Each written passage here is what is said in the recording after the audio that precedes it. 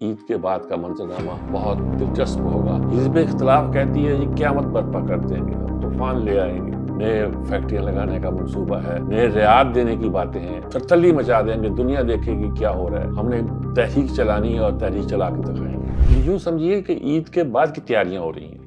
यानी ईद के बाद की तैयारियों का मतलब ये है कि इस बात की तैयारी हो रही है कि सियासत हमारी जो है ईद के बाद क्या रुख इख्तियार करेगी। हिज़्ब इख्तिलाफ कहती है ये क़यामत बर्पा कर देंगे, हम तूफान ले आएंगे, एक तरतली मचा देंगे, दुनिया देखेगी क्या हो रहा है, हमने तहरीक चलानी है और तहरीक चला के दिखाएंगे। वो बहुत सी खबरें बयान करते रहते हैं। मिलने गए थे बानी पीटीआई से, मिलने नहीं दिया गया, रोक दिया गया, अदालत का हुक्म था उसके बावजूद नहीं किया गया, अब हम करने वाले हैं। फिर अपनी अंदरूनी लड़ाइयाँ बयान करते हैं कि फलां को मिलने दिया गया तो उसको मिलने की इजाज़त नहीं थी, फलां को मिलने नहीं दिया गया उसको मिलने देना था। इस तरह की बहुत सी बातें उनकी तरफ से आ रही हैं और यही यकीन दिलाया जा रहा है अपने साथियों को भी और अपनी हिज़्ब इख्तिलाफ को यानी हुकूमत को कि हम ईद के बाद आके आपसे निपटेंगे। दूसरा हुकूमत जो है वो भी तैयारी कर रही है कि ईद के बाद के जो दिन आ रहे हैं वो एक लिहाज से IMF के अप्रूवल जो आई है उसके बाद के दिन हैं और इन 2-3 महीनों के अंदर उन्हें बजट भी पेश करना है। इसी अरसे में उन्हें साबित करना है कि मुल्क में इतना इस्तेहकाम है कि वो बजट पेश कर सकते हैं। दहशतगर्दी की जो वारदातें हो रही हैं, बलूचिस्तान में हो रही हैं, खैबर पख्तूनख्वा में हो रही हैं, उनका तदारुक करना है, उनका कोई नैरेटिव बयान करना है और फिर उसके साथ ही मुआशी तरक्की का जो एक उन्होंने बयानिया दे रखा है उसको सही साबित करना है। बता रहे हैं मसलन वज़ीर आज़म कहते हैं कि इससे यकीनन सियासी इस्तेहकाम तो पैदा हुआ है लेकिन इससे महंगाई ख़त्म नहीं होती, इससे माशी तरक्की नहीं होती और वो भी हम करके दिखाएंगे और इंशाअल्लाह कौम को अगर फ़ायदा ना पहुँचाया तो देखना मेरा नाम ये नहीं, मैं करके दिखाऊंगा, मैं गुर्बत को ख़त्म करके दिखाऊंगा, मैं महंगाई को ख़त्म करके दिखाऊंगा। तैयारियां हो रही हैं, मोटरवे बनाए जा रहे हैं,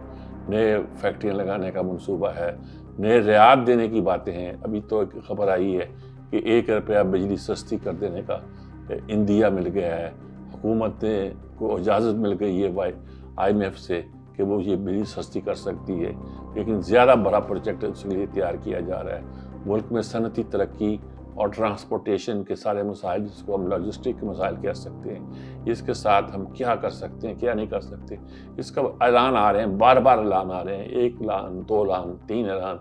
ऐसे लगता है कि हुकूमत सिर्फ काम करने में जुटी हुई है। एक तरफ हुकूमत का ये तअस्सुर है, दूसरी तरफ अपोजिशन का तअस्सुर है कि वो ईद के बाद कुछ ना कुछ करके दिखाएंगे और तीसरी तरफ ये तअस्सुर है कि ईद के बाद अपोजिशन बिल्कुल बिखर जाएगी। उनके अंदर जो इख्तिलाफात है उसको बयान किया जा रहा है, फ़लाँ की फ़लाँ से लड़ाई है, फ़लाँ के बारे में ये कहता है, फ़लाँ को इक़्तिदार में देखना नहीं चाहता, फ़लाँ नहीं चाहता कि मुलाकात हो बानी पीटीआई से।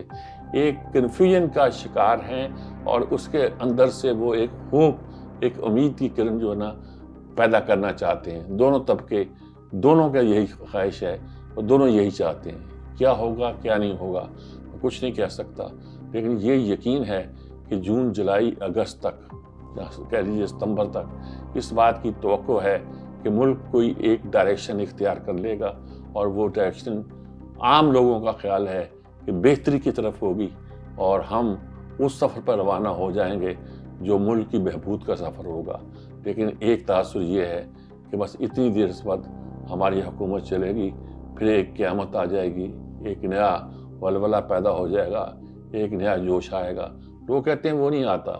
जब पहले ही डरने की आपने कॉल दी थी, ये पहले ही मुजाहरे की कॉल दी थी, तो पंजाब से जो लोग बड़ी मुश्किल से निकले थे अब वो दोबारा नहीं निकलते। वो एक क्लास ऐसी है जो शोर शराबे के लिए, हल्ले गुल्ले के लिए निकल सकती है लेकिन बड़ी मूवमेंट चलाने के मूड में नहीं होती।